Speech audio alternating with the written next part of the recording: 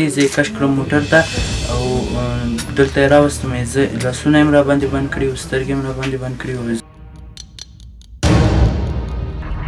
کتاب د زړورو مجاهدینو تر تعقیب لاندې شوله.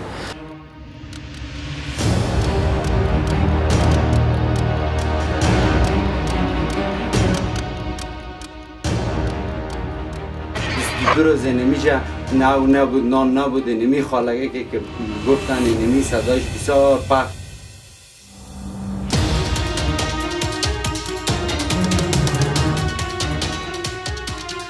درې شپې نه بعد ما زه یې ښه وهل او ټکول یې راکړل، بیا درې شپې نه بعد یې ما لاسونه خلاص کړل.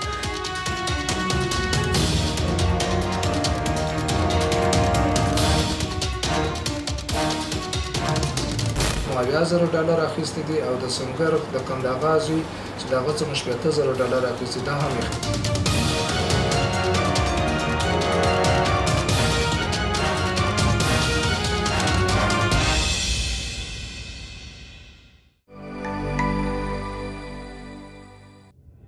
د کورنۍ چارو وزارت د جرمونو پر وړاندې د کشف او مبارزې لوی ریاست د اختطاف کوونکو هغه ستر باڼ نیولی دی چې په کابل ښار کې 3 کسه اختطاف کړي وه. دغه اختطاف کوونکي وایي دغه کسان یې د کابل ښار له بېلابېلو سیمو څخه تښتولي وه او وروسته یې له هرې کورنۍ څخه د سلګونه زرو ډالرو غوښتنه کوله. په دې قضیه کې نیول شوي کسان د سمیع الحق او دلاغا نومي کس د اختطاف کولو قضیه داسې بیانوي. از ولایت پنجشیر فرزند نیمروزا در ارتباط با قضیه اختطاف سنگرنا حاجی دلاغا و محمد که مایان گرفتار شدیم، فعلا در قید زندان هستیم در نظارتخانه در تحقیقات که این 3 برادران رو ما اختطاف کردیم. اینا آقام گیر آمدیم بعد سنگرنا از 315 اختطاف شده بود و ما بودنش ما نگاهبان بودیم در خانه مهرابنام. تقریبا 1 ماه ما مهراب 1 نفر به نام رحیمشاد درست کردیم بود، بعد از اون باز ما مهراب بودیم بس این را نگاه کردیم. بعد از 1 ماه از اونجا که وضعیت خراب بود این نفر از اونجا تبدیل کردیم آوردیم به خانه ظاهرنام. تقریبا 22 روز اونجا بود. 22 روز بعدش از اون که چیزی ما وصول کردن نتونستیم سنگرنام رو بردن در قصبه و علاج کردیم. بعدا چند وقت بعدش حاجی صاحب دلاغا را گرفتن آوردن ما نگاهبان بودیم. او را ما آوردن خانه 1 ساعت خانه زبی بود در موقع سرک مارشال خانه زبی است. بعد از 1 ساعت حاجی صاحب دلاغا را انتقال دادن آوردن به خانه ظاهر پشت تپه خواجه بخرا. تقریبا 1 ماه اینجا نگاهداریش کردیم. بعد از 1 ماه $70,000 گرفتن و ما ظاهرنام حاجی صاحب دلاغا را نگاهداری میکردیم تا به زمانی که پول حاجی صاحب دلاغا را گرفتن و ظاهرنام هم صبح وقت میرفت در رابطه با پول گرفتن همراه گروه کار میکرد که پول گرفتن. بعد از اون نیمه شب بود حاجی صاحب دلاغا را رها کردن با 1 کورولای سفید در سایه قصبه پایینش کرد. د دغه ډلې یو شمېر نور غړي وایي د محمد نومي کس له اختطاف څخه وروسته د هغه له کورنۍ څخه د $200,000 غوښتنه کوله او د کابل ښار په بېلابېلو سیمو کې د هغوی ساتنه کوله تر څو د هغوی له کورنۍ څخه پیسې واخلي. در قضیه محمد که از شورای تایوانی و زمین‌ها و امیدها ورداشته بودندش و دادندش سایه 315 خانه سبود. از اینجا ما وظیفه این بود که با ما سیم کارت نگرفتم، از وایس نگفتم و نفر که زنگ بیاد و از اینجا مرا با بالفعل امارات اسلامی گرفت که ما رفتیم باز خانه را نشان دادم. از اینجا زبی وسیل سبود بالفعل گرفته شد. سیم کارت را میبردم و باز زنگ میزد فامیل محمد هم میگفت $200,000 که دیگر بچه تعداد بدیم باز نتونست امارات اسلامی گرفت. سنگرنا برای ما آوردن همراه مسیر. من این نگهداری میکردمش تا مدت 1 ماه. 1 ماه بود این از اینجا بردن این از خانه ما کشید بردش در خانه ظاهر. مبلغ $200,000 از اون میخواست. و به نام سنگر یک نفر اختطاف کرده بودند، آوردن پیش ما. 22 روز بعد ما به سیلام نگاه کردیم میشه. بعد از 22 روز بعد دور از خانه ما کشیدن، بردن علاج کردن، از فامیل از $2 تلبیسته بودیم و از طرف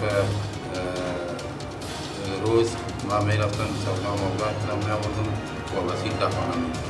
دغې ډلې اختطاف شوي کسان په میاشتو له ځان سره ساتل تر څو په زور او جبر د هغوی کورنۍ وهڅوي چې اختطاف کوونکو ته پیسې ورکړي.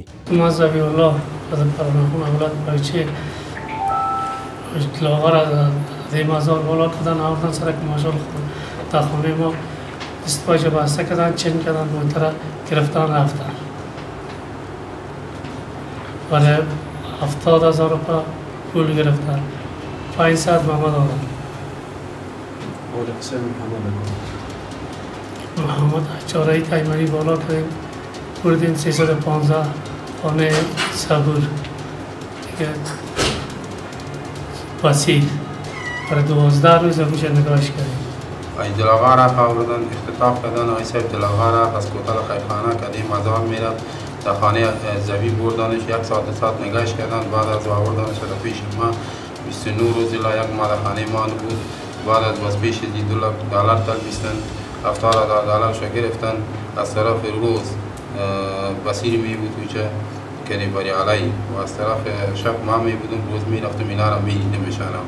بعد از یک ماه بعد پیسې زیره گرفتن. آی صاحب دلاغا را د خوجه پورا علاج کردن. په دې ډله کې هغه کسان هم شریک ول چې په کابل ښار کې به یې موبایلونه پلورل او اختطاف کوونکو ته به یې د سیم کارت د اخیستو په برخه کې زمینه برابروله. اساس هستم و بعد از ظهور کاروبارم رو فروشی میکنم.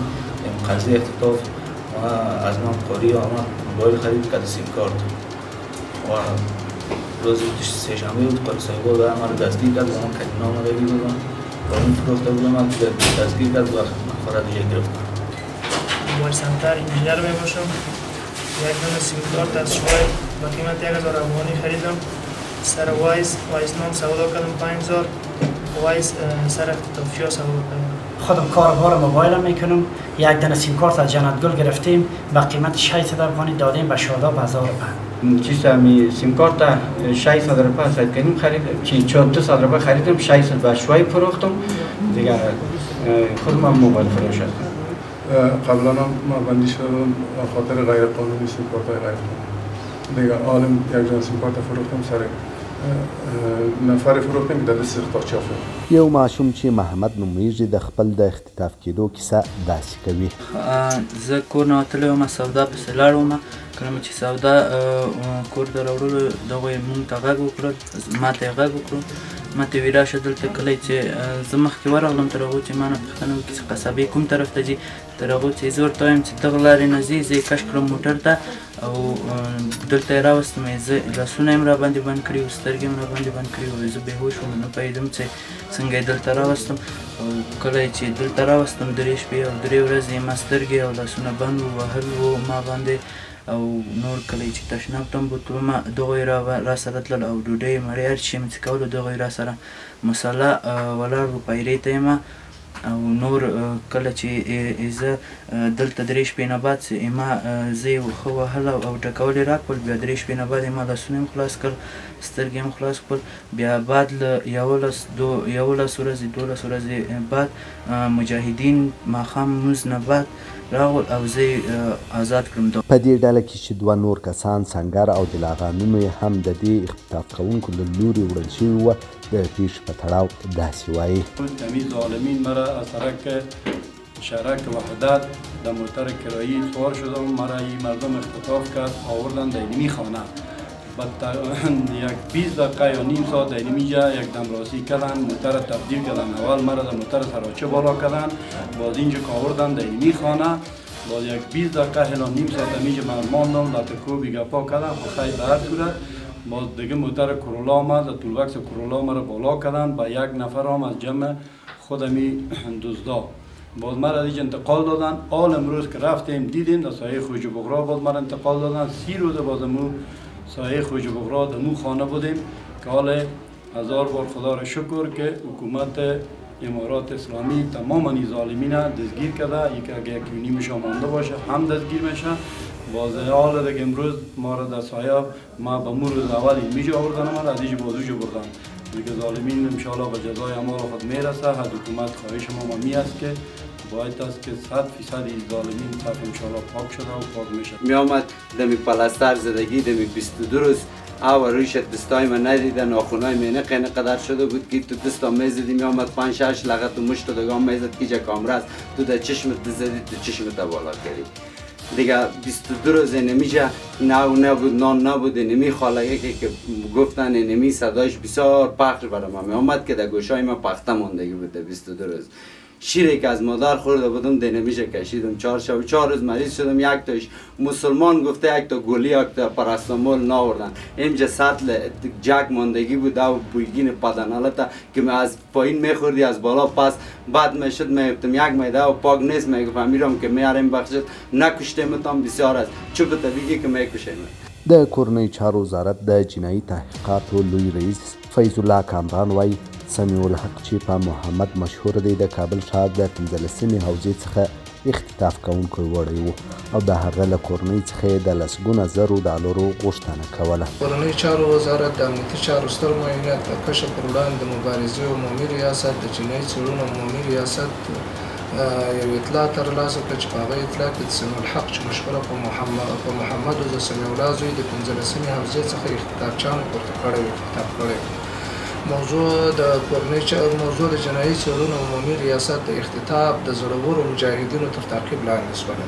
د تعقیب څخه وروسته سمیع الحق چې مشهوره په محمد د سمیع الله زوی د 6 تنو اختطافچیانو سره لاس په لاس ونیول شو چې دغه اختطافچیانو نومونه په لاندې ډول دي: عبدالبصیر، ذبیح الله، کریم، صبور، ظاهر، محراب.